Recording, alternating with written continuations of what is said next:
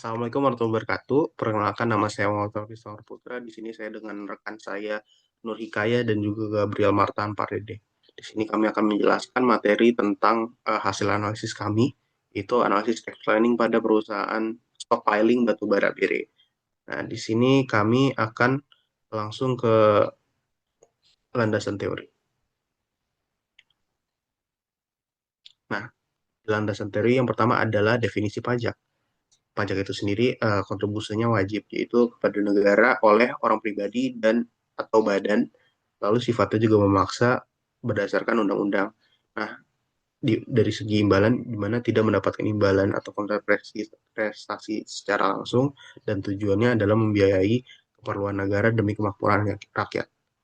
Lalu selanjutnya adalah empat fungsi utama pajak. Yang pertama adalah fungsi budgeter atau anggaran, yaitu sumber pendapatan, lalu mengatur reguleran atau untuk mencapai tujuan pertumbuhan ekonomi, lalu fungsi stabilitas, yaitu menjaga stabilitas harga dan mengendalikan inflasi, lalu yang terakhir adalah redistribusi pendapatan, membiayai kepentingan umum atau membuka lapangan kerja.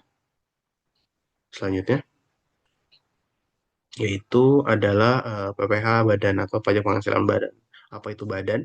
Badan itu adalah sekumpulan orang dan atau modal yang merupakan kesatuan, baik melakukan usaha maupun tidak. Jadi bentuknya adalah PT, CV, BUMN, dan lain-lain. Nah, tarifnya itu sendiri ada 25%. Itu belum tahun 2019 atau 2019 ke bawah itu 25%, yaitu dan 20% untuk perusahaan go public tertentu. Lalu untuk sekarang yaitu sebesar 22% dengan klasifikasi dari em, omset 4,8 sampai 50 miliar miliar itu mendapatkan diskon 50%, jadi 11% dan 22%. Lalu untuk di atas 50 miliar mendapatkan tarif 22% saja. Untuk selanjutnya ada perencanaan pajak. Yang pertama ada manajemen pajak. Nah, menurut Sopar Lambuturuan, sarana memenuhi kewajiban perpajakan dengan benar, tetapi jumlah pajak yang dibayar dengan ditekan serendah mungkin untuk memperoleh laba dan juga likuiditas yang diharapkan. Tujuan manajemen pajak ini sendiri adalah untuk menerapkan peraturan perpajakan secara benar. Efisiensi usaha untuk mencapai laba dan likuiditas yang seharusnya. Nah, pilar pencapaian tujuan ini ada tiga, jadi perencanaan pajak, pelaksanaan kewajiban pajak, dan juga pengendalian pajak. Selanjutnya adalah rekonsiliasi fiskal, di mana di sini proses mencocokkan perbedaan antara laporan keuangan komersial dan juga eh, laporan keuangan fiskal. Nah, kenapa perlu dilakukan rekonsiliasi fiskal? Karena ada perbedaan pengakuan pendapatan. Contohnya di komersial pendapatan dividen diakui sebagai penghasilan, namun dikecualikan dari objek pajak em, di aturan pajak. Lalu tujuan akhirnya itu adalah untuk menyesuaikan laba komersial agar perhitungan pajak terutang sesuai dengan ketentuan hukum yang berlaku. Lalu apa sih bedanya deductible dan non-deductible? Deductible expense ini adalah yang biaya 3M ya, yaitu mendapatkan, menagih, dan juga memelihara penghasilan sesuai dengan pasal 6 UU PPH atau UU HPP. Nah, di sini contohnya ada biaya gaji atau upah dan juga bahan baku, bunga, sewa, dan juga yang lain-lain. Nah, di aturan barunya ini, biaya pemberian dalam bentuk natura atau kenikmatan ini dapat dibiayakan oleh pemberi kerja itu sendiri. Dan selanjutnya adalah non-deductible expense, di mana biaya yang tidak dapat dikurangkan. Nah, contohnya ini kayak harta yang dihibahkan atau sumbangan, tapi dikecualikan sumbangan tertentu seperti bencana nasional, zakat, dan juga keagamaan yang wajib. Nah, natura tertentu juga dikecualikan dari penghasilan penerima, misalkan kayak pakaian seragam atau alat keselamatan kerja. Selanjutnya adalah metode gross up. Nah, metode gross up PPh satu ini di mana konsepnya itu perusahaan memberikan tunjangan pajak kepada karyawan. Nah, tunjangan pajak itu nanti dimasukkan ke dalam komponen penghasilan bruto karyawan lalu dihitung pajaknya kembali. Nah, tujuannya apa? Metode gross up ini adalah untuk memberikan efisiensi bagi perusahaan sekaligus menjadi keuntungan bagi karyawan atau tunjangan itu sendiri. Selanjutnya akan dijelaskan oleh rekan saya Gabriel.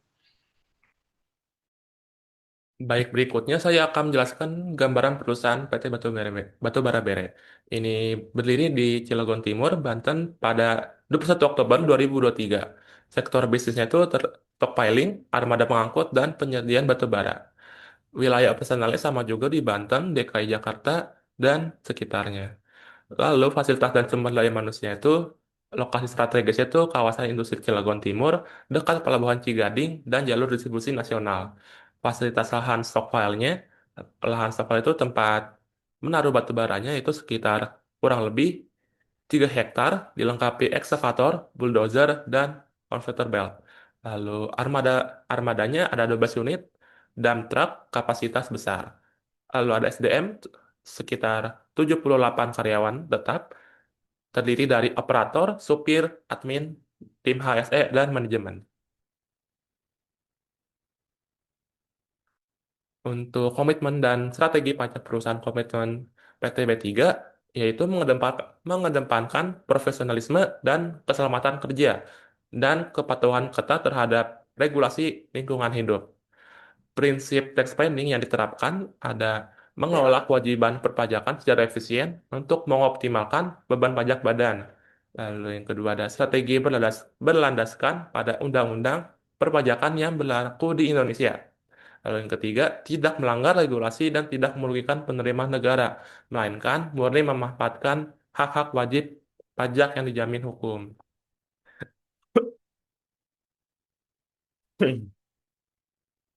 Baik, selanjutnya saya akan menjelaskan hasil dari pembahasan ini, yaitu langkah efisiensi pajak PT B3. Di sini ada 4 strategi utama yang diterapkan PT B3 untuk mengefisiensikan beban pajak. Yang pertama itu ada natura makan, yaitu mengubah pemberian uang makan tunai menjadi penyediaan catering langsung di lokasi stockpile. Lalu yang kedua ada dokumentasi biaya 3M, melengkapi bukti bukti dan dokumentasi biaya pemeliharaan alat berat serta kendaraan operasional agar fully deductible. Lalu yang ketiga, restrukturisasi sumbangan, mengalihkan penyaluran sumbangan sosial melalui lembaga resmi yang diakui pemerintah, yaitu Basnas. Lalu yang keempat, gross up PPh 21-nya, yaitu menerapkan metode tunjangan pajak atau gross up atas PPh pasal 21 karyawan agar biaya pajak dapat dikurangkan dari penghasilan bruto perusahaan. Nah, di sini ada laporan laba rugi PT B3. Di sini ada kinerja, pendapatan, dan laba bruto. Pendapatan usahanya tuh sekitar 52 M, lalu HPP, harga pokok penjualan sekitar 44,6 M, laba bruto 7,8 M. Catatannya itu margin laba bruto terbilang sehat, mencerminkan profitabilitas yang kuat di sektor stockpiling dan pengangkutan. Untuk operasional dan hasil akhir sebelum pajaknya itu total biaya administrasi dan umum sebesar 5,7 M. Beban terbesarnya itu ada gaji atau tunjangan karyawan, PBM armada truk, dan penyusutan alat berat. Lalu ada laba operasional sebesar 2,1 M, pendapatan dan biaya luar usaha sudah neto minus 16,2 M. Lalu ada laba bersih sebelum pajak sebesar 2,1 M. Untuk selanjutnya itu ada PPh badan sebelum tax planning, yaitu laba fiskal perusahaan membengkak menjadi 2,6 M alias naik sebesar 506 juta dari laba akuntansi komersial awal. Kenaikan drastis ini terjadi karena perusahaan harus melakukan koreksi fiskal positif akibat adanya pengeluaran biaya-biaya yang diakui oleh aturan pajak atau non-deductible expense. Biaya-biaya yang terpaksa dicoret dan menambahkan beban pajak perusahaan tersebut meliputi PPh 21 karyawan sebesar 1,180 juta karena ditanggung langsung oleh perusahaan metode itu memakai metode net. Terus untuk uang makan tunai karyawan lapangan sebesar 156 juta karena diberikan berupa uang bukan makanan fisik di lokasi kerjanya. Terus 30% biaya pemeliharaan alat berat sebesar 110 146,25 juta karena tidak memiliki bukti kwitansi atau nota resmi yang sah. Lalu yang terakhir, sumbangan sosial warga sebesar 36,5 juta. karena diserahkan langsung secara tunai, bukan melalui lembaga resmi seperti Basnas.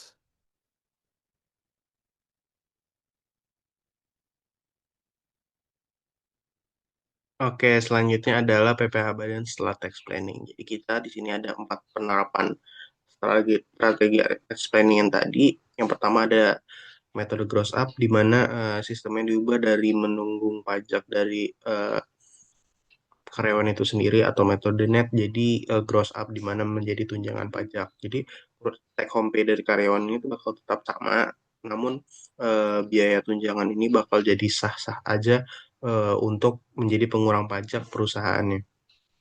Dan yang selanjutnya adalah catering di lokasi kerja, di mana uang makan tunai yang tadinya diberi langsung ke karyawan itu menjadi makanan fisik, penyediaan makanan fisik lewat vendor catering di lokasi stokpal ataupun kantor.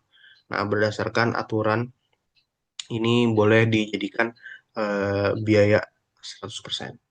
Maksudnya itu adalah tertib dokumen alat berat sebesar 146 juta, di mana kita harus memperketat administrasi perbaikan aset atau perawatannya. Jadi melampirkan kwitansi resmi dan juga berita acara maupun kartu perawatan. Jadinya hasil 30% yang tadinya dicoret boleh diakui secara fiskal. Dan yang terakhir adalah sumbangan lewat Basnas, di mana kita menyetop pemberian langsung tunai kepada eh, warga, lalu mengalihkan donasinya ke lembaga resmi seperti pemerintah seperti Basnas. Jadi dibolehkan untuk menjadi pengurang pajak. Selanjutnya, nah di sini kita perbandingan PPh badan sebelum dan sesudah tax planning. Di mana bisa kita lihat sebelum tax planning itu ada sebesar 2,6 miliar dan setelahnya ada 2 miliar 48 juta. Di sini kita langsung dikenakan tarif 22% karena omsetnya ada di atas 50 miliar, yaitu 52 miliar.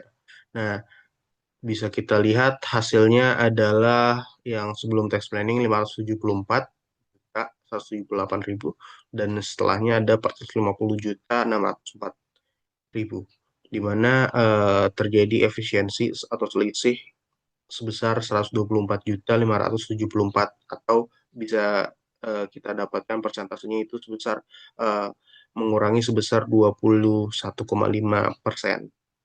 dari penggunaan tax planning yang tadi. Selanjutnya akan dijelaskan oleh rekan saya. Berikutnya kita sudah di akhir presentasi itu ada kesimpulan. Sebelumnya ada tax planning. PT B3 menanggung beban PPh badan yang sangat tinggi karena banyaknya biaya personal yang dicoret oleh aturan pajak seperti PPh 21 metode net, uang muka tunai, sumbangan langsung, dan biaya perbaikan aset tanpa bukti kwitansi sah. Sebagai solusi, perusahaan menerapkan 4 strategi legal, mengubah PPh 21 ke metode gross up, menyediakan catering fisik di lokasi kerja, menertibkan dokumen administrasi perbaikan, serta mengalihkan sumbangan melalui Basnas. Langkah ini berhasil mengubah status biaya tersebut menjadi sah diakui sebagai pengurang pajak. Melalui optimalisasi ini, penghasilan kena pajak berhasil ditekan sehingga PPh Badan terutang turun dari 574 juta menjadi 450 juta. Hasilnya PT B3 sukses menghemat pengeluaran pajak sebesar 123 juta. Sekitar efisiensinya tuh 21,5%. Secara 100% aman dan legal sesuai undang-undang.